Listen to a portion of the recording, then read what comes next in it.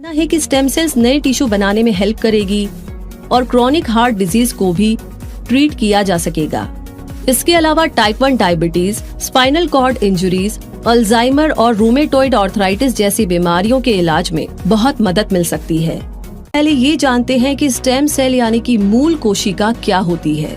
Stem cell या मूल कोशिकाएं ऐसी कोशिकाएं होती है जिनमें शरीर के किसी भी अंग को कोशिका के रूप में विकसित करने की कैपेसिटी होती है। ये कोशिकाएं शरीर में मौजूद किसी भी टाइप की कोशिकाओं में बदल भी सकती है। साइंटिस्ट के अनुसार इन सेल्स को शरीर की किसी भी सेल की रिपेयरिंग के लिए भी इस्तेमाल किया जा सकता है। यानी अगर हार्ट सेल्स खराब हो जाए तो स्टेम सेल से उन्हें रिपेयर किया जा सकता है, और अगर आंख के कॉर्निया की सेल्स खराब हो जाए तो उन्हें भी स्टेम सेल्स से विकसित करके ट्रांसप्लांट किया जा सकता है। स्टेम सेल्स को ब्लैंक सेल्स भी कहा जाता है क्योंकि ये सेल्स अनडिफरेंशिएट सेल्स होती है, यानी ऐसी कोशिकाओं में डेवलप होने की कैपेसिटी रखती है जो बॉडी के डिफरेंट पार्ट्स में अलग अलग फंक्शंस करती है। स्टेम सेल से अपोजिट हमारी बॉडी में मौजूद ज्यादातर सेल्स डिफरेंशिएटेड सेल्स होती है जो पर्टिकुलर ऑर्गन में स्पेसिफिक पर्पस को पूरा कर सकती है, जैसे रेड ब्लड सेल्स जिनका काम स्पेसिफिक होता है और ये ब्लड के थ्रू ऑक्सीजन कैरी करने का काम करती है। हमारी बॉडी में या लेबोरेटरी में राइट कंडीशंस में स्टेम सेल्स डिवाइड होकर के ज्यादा सेल्स बना लेती है जिन्हें डॉटर सेल्स कहा जाता है।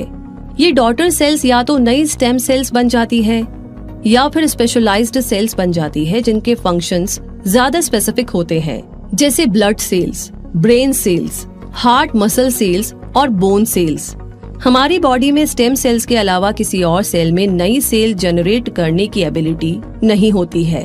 तो स्टेम सेल्स हमारे लिए कितनी ज्यादा इम्पोर्टेंट होती है, ये जानने के बाद अब स्टेम सेल्स के टाइप्स को जानते हैं। सबसे पहली है एम्ब्रियोनिक स्टेम सेल्स।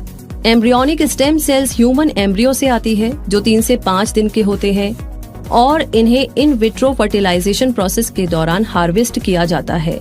इन सेल्स को प्लूरियोपोटेंट स्टेम सेल्स कहा जाता है क्योंकि ये बॉडी की किसी भी टाइप की सेल में कन्वर्ट हो सकती है और ज्यादा स्टेम सेल्स में डिवाइड भी हो सकती है। इसकी स्पेशलिटी के कारण एम्ब्रियोनिक स्टेम सेल्स को शरीर के बीमार टिश्यू और ऑर्गन्स को रिपेयर और रीजनरेट करने के लिए यूज किया जाता है। और आगे दूसरी टाइप की सेल्स होती है non embryonic stem cells. Non embryonic stem cells को अडल्ट सेल्स भी कहा जाता है और ये सेल्स भी इन्फेंट्स और चिल्ड्रन में ही मिलती है। ये सेल्स डेवलप हो चुके ऑर्गन्स और टिश्यूज से मिलती है। जब कोई टिश्यू डैमेज होता है तब उसकी रिपेयर या रिप्लेसमेंट के लिए इन सेल्स का इस्तेमाल बॉडी अपने आप कर लेती है। इसके लिए डैमेज्ड टिश्यू बॉडी के जिस एरिया में मौजूद होता है उसी एरिया से अडल्ट सेल का इस्तेमाल करके टिश्यू को रिपेयर या रिप्लेस कर लिया जाता है। अडल्ट स्टेम सेल्स उतनी ज्यादा सेल्स में डिफरेंशिएट नहीं कर सकती है जितनी टाइप्स की सेल्स में एम्ब्रियोनिक स्टेम सेल्स डिफरेंशिएट कर सकती है। हेमेटोपोएटिक स्टेम सेल्स एक प्रकार की अडल्ट स्टेम सेल होती है